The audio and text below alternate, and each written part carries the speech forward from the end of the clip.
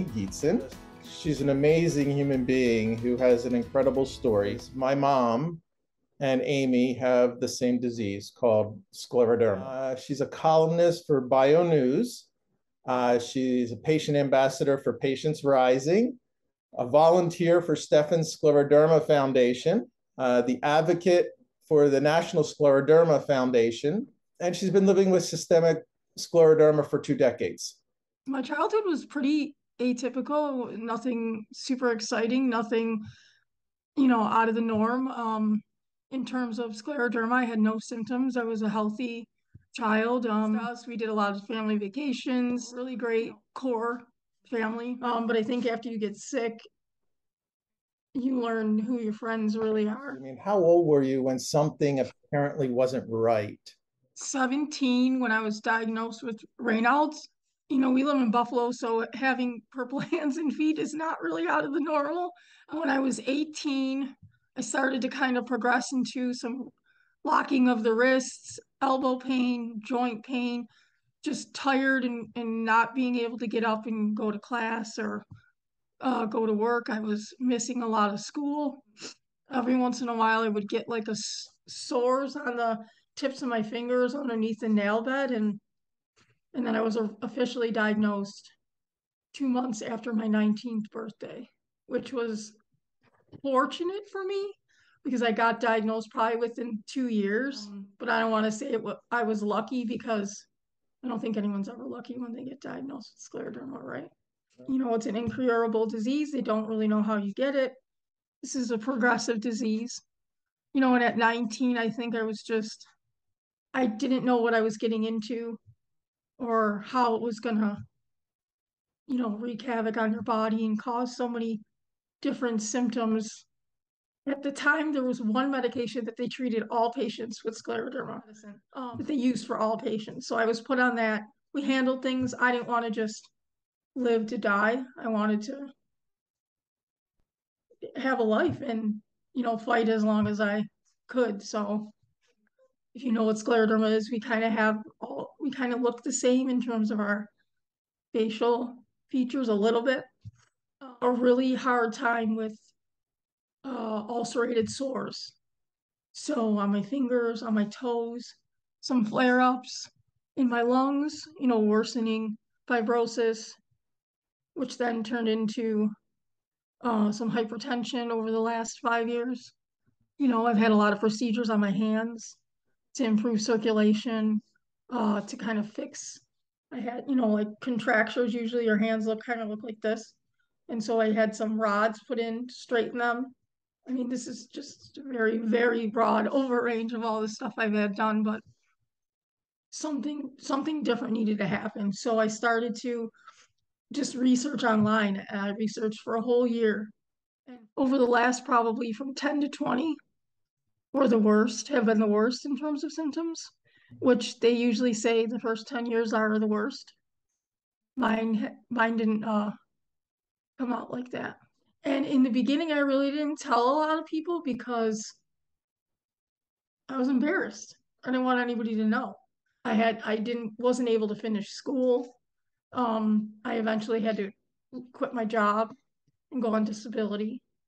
So it definitely has been a ride, right? When did you begin writing about your experience, and how did that evolve in terms of being a speaker on it, and what did you do, and all? Tell us a bit about all of that. From the time I was diagnosed up until today, I've always kept a journal about it. I wasn't ready to talk about it out loud, but I definitely had some inner feelings about it. So I always just journaled, and I never really thought anything would come of it until they offered me the job at Scleroderma News. But I couldn't see, there was a gray area in terms of services and resources. And I felt like there was a disconnect. So I just thought hard about it and decided I wanted to do something about that. Started an online support group. Within the first year, I got 5,000 members, young adults. And then the foundation kind of looked at me a little different.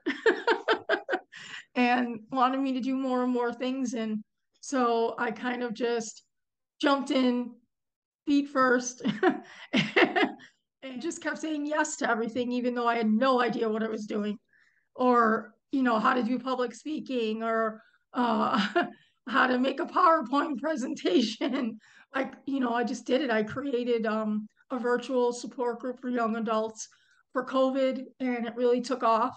And now I have two young adults running it. Um, I've gone to Washington several times and lobbied for scleroderma, and I just couldn't say no.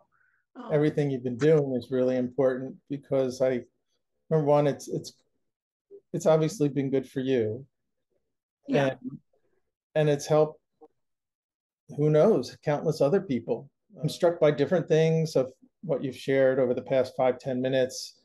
One is certainly your parents and just the support that they've been, which is amazing. So I have an amazing amount of respect for you, for your parents, their advocacy. It's incredible what you've done in terms of speaking and speaking out. It really, truly is. And I don't say that lightly.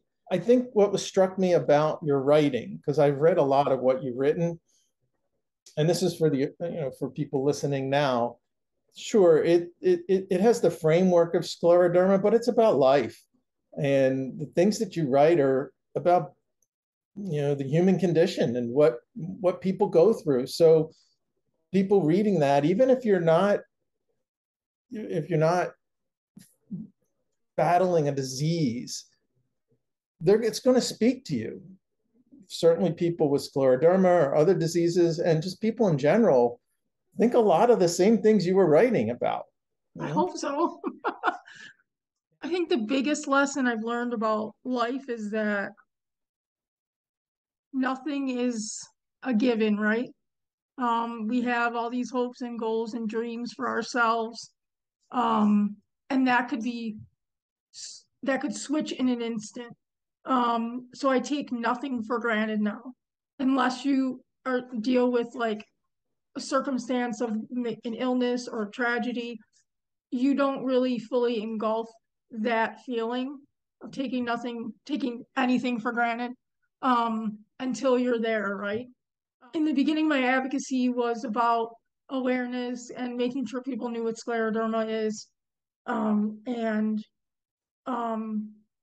how debilitating this disease is. And although that is still my point of reference for advocacy, now I think I hone more in on, I'm not going to see a cure in my lifetime, probably. So my point of reference for advocacy now is to have sustainable treatment, to have people live a quality life. Those are my big talking points in terms of advocacy now, especially research and clinical trials and participation of that, and really disseminating the information that we get from clinical trials in a way that's easy for people living with diseases to understand, like myself or like your mom. Even though each of us live differently with this disease, it's still impactful in our lives. It still impacts our friendships, our professional life, our family life. It's okay to not be okay. And it is definitely okay to ask for help with any disease, if it's MS, scleroderma, lupus, whatever. Everyone's entitled to feel how they want to feel. If you're feeling that way and you're feeling sad or depressed, it's okay to ask for help. Thank you for having me. I really had fun. This was great. I did too. Thanks so much. Take care. Bye.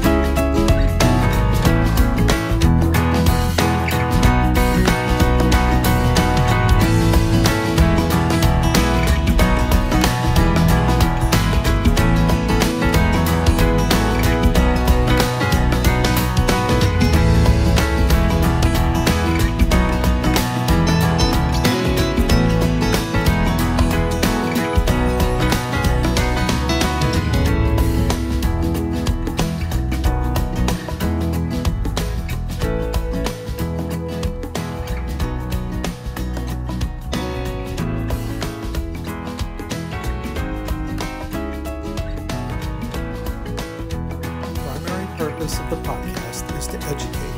While guests are invited to listen, listeners acknowledge that they are not being provided professional advice from the podcast or any guests. My Care Friends expressly disclaims any and all liability or responsibility for any direct, indirect, incidental, special, consequential, or other damages arising out of any individual's use of, reference to, reliance on, or inability to use the podcast episodes or the information presented in the episodes.